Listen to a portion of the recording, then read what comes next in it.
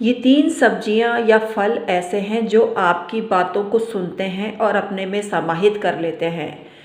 तो जो आप बोलते हैं इनके सामने सोच समझ के बोलिए। पॉजिटिव या नेगेटिव सोचने का तरीका आपका हो सकता है, तो पॉजिटिव भी सोचें, नेगेटिव भी सोचें, लेकिन मौके का फ़ायदा उठाएं।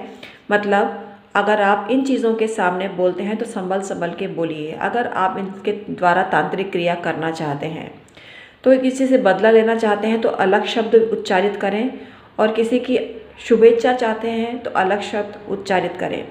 पॉजिटिव या नेगेटिव शब्द किसी को भला करने को मजबूर कर सकते हैं, और नेगेटिव शब्द आपका बुरा कर सकते हैं। इनसे आपको बचकर रहना चाहिए और शब्द उच्चारित करने से पहले सोचना चाहिए। जो चीज़ें आप सेवन में ले रहे हैं उनको जो शब्द आप बोल रहे हैं उनके सेवन के पूर्व उन शब्दों को उच्चारित करिए और उनका सेवन करिए। आपकी खुशनसीबी बढ़ जाएगी और आपके जीवन में दुर्दिनों की समाप्ति हो जाएगी।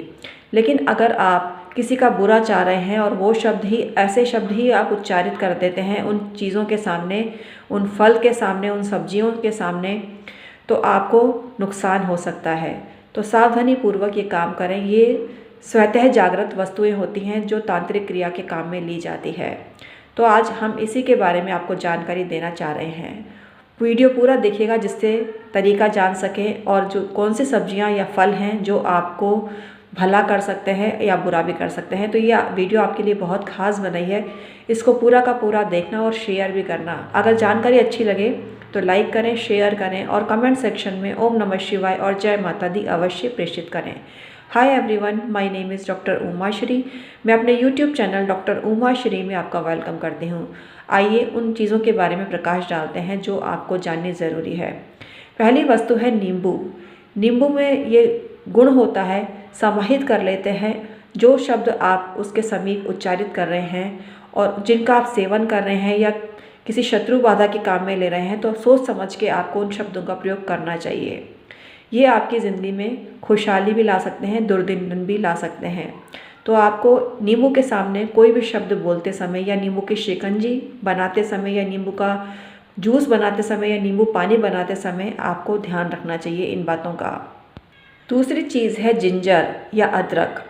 अदरक के सामने कोई भी चीज़ बनाने से पहले आप पॉजिटिव शब्द बोलें या नेगेटिव शब्द बोलें, ये आप पर है। आप पैसे वाला बनना चाहते हैं तो लक्ष्मी मंत्र पढ़ें अदरक को सामने रख के, तो आपको फ़ायदा होगा और आपके जीवन में पैसों का ऐसा खजाना आ जाएगा जिसकी कोई हद ही नहीं है। तीसरी चीज़ है प्याज। प्याज भी नेगेटिव एनर्जी को रिमूव करने के काम में आता है। प्याज का रस बालों में भी लगाया जाता है। प्याज के औषधीय गुण बहुत है।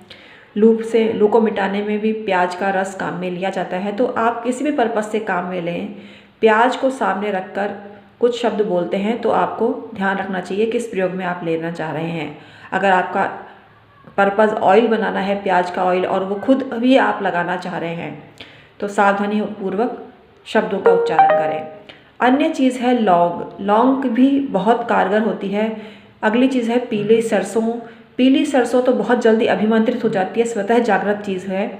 तो पीली सरसों को अगर आप काम में लेना चाहते हैं, अचार आदि में डालना चाहते हैं, तो शुभ वाक्य निकालिए जिससे वो अचार आपके लिए फलीभूत हो, आपके लिए शुभ साबित हो और आपके लिए मांगलिक कार्यों की शुरुआत करने वाला साबित हो।